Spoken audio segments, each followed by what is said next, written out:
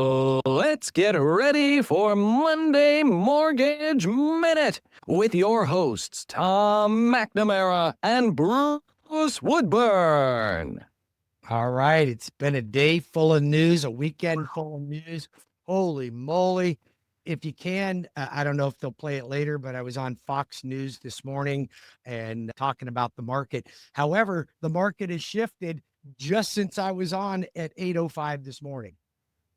Yeah. By market, you mean the mortgage market, right? The mortgage market has shifted. Stock market was down. Now it's starting to come back up. The bond market was up. Now it's starting to go back down.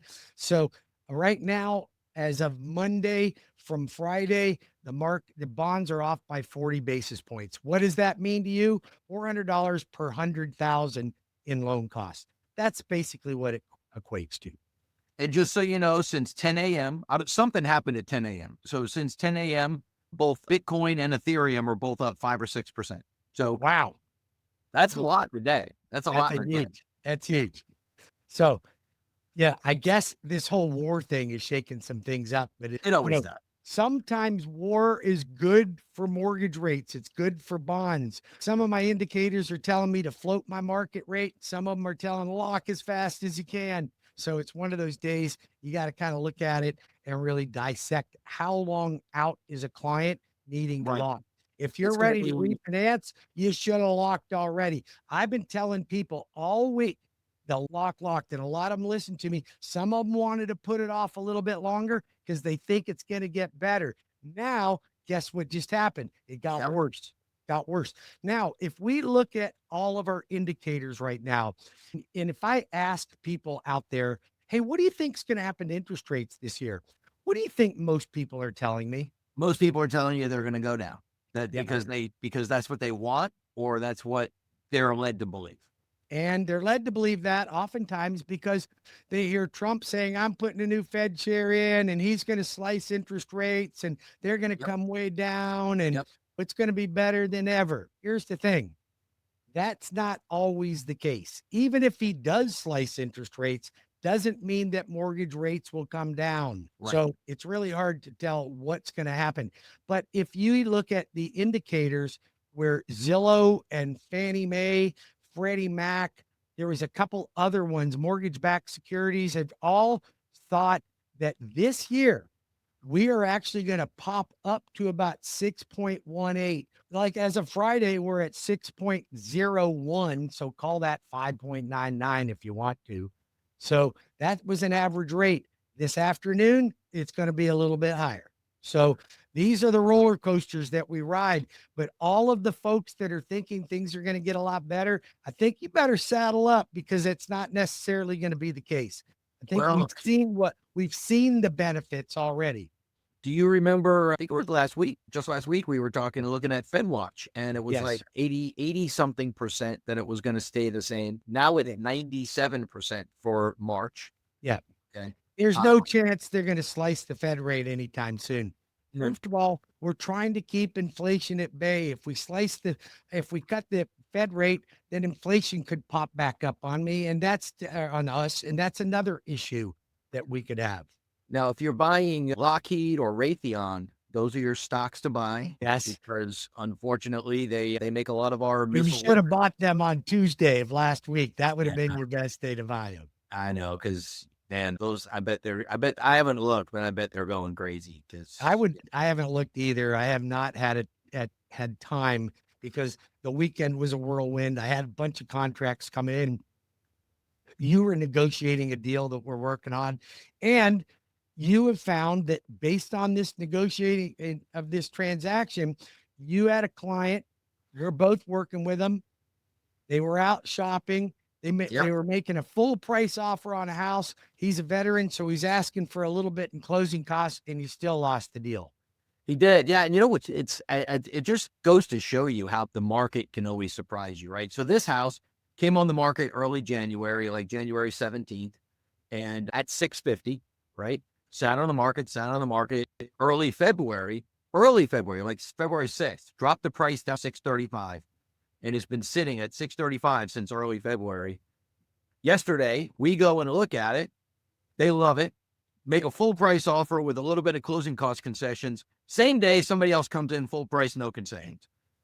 The odds of that happening are pretty slim. But so we're They 40 happen, days on the though. market, and somebody finally comes in full price, didn't even get any kind of discount. So you just never know how things are going to work out. You can't predict what's going to happen. I really thought they were going to be, and I'm sure if they didn't get another offer, we'd have gotten ours accepted. I think so too. But what's happening right now, because interest rates are dropping, there are more people getting in the market. And when more people get in the market, sellers don't have to negotiate as much.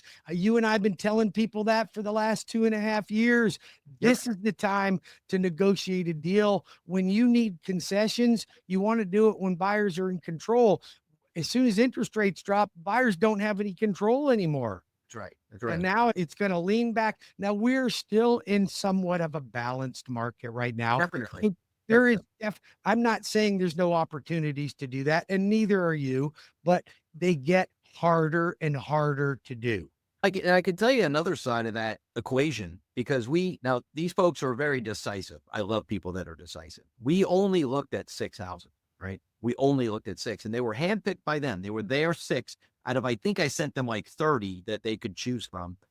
I said, but we're not going to see 30. We're going to see 5 or 6. So they settled on 6, and they loved the first one. The middle 4 on paper, they look good. Photos look good. They were horrible experiences going inside, all kind of problems, dirt. There was one guy, we walked into one house, the guy was sleeping in the freaking bed. When you got in there. Yeah. We it's like we packed up and A seller or a squatter? I don't know. Probably the seller. I guess they forgot that there was a showing and they just slept through it. We just packed up and left. They didn't like the house anyway. But if you're a seller, you've got to have a good product out there. You've got to, because we walked in and we like, hey, we're buyers. We got choices. They have 30 houses that fit their criteria. Yeah. 30, right? So the fact that they missed out on this one sucks for them, but they're going to find another one. But there were 4 that should have been good properties for them, but they were poorly presented. Yes, absolutely. Well, I'll tell you, the market is starting to shift, folks. So be prepared for it. And I say all the time, pigs get fat and hogs get slaughtered.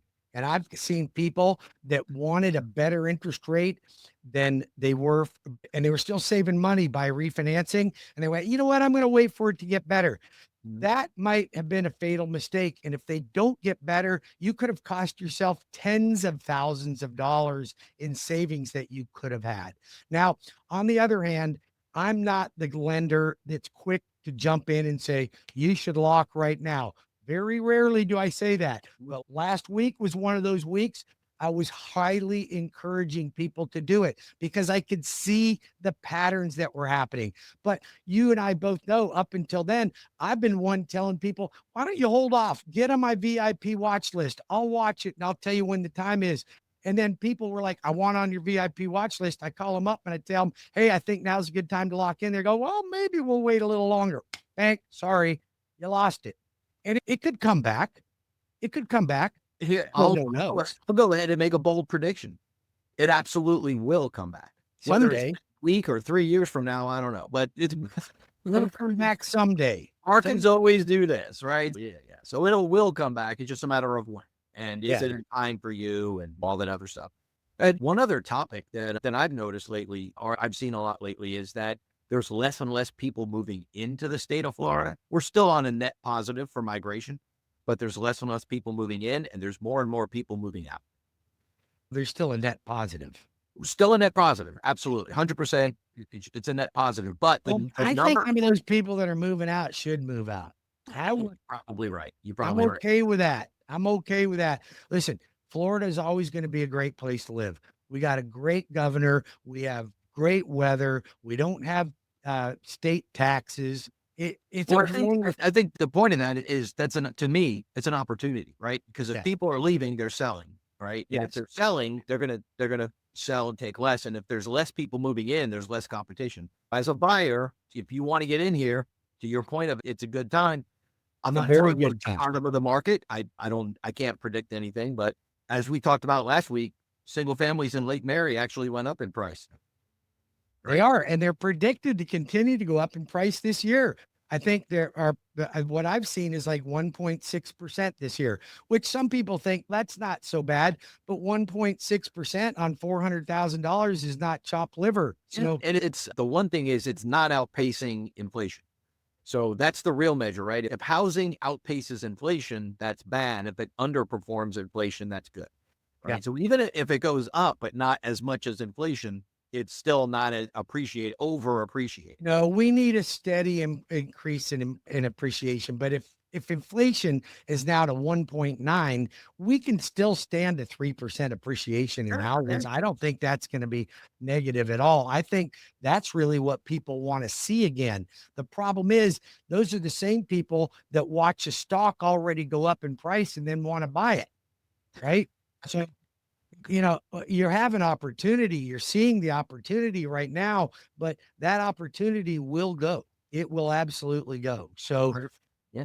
yeah. So right now seems to be premium. We're seeing a lot of activity. I've seen more people be willing to let go of their home that they currently have to get into another one. Matter of fact, that's happening with one of our clients right now.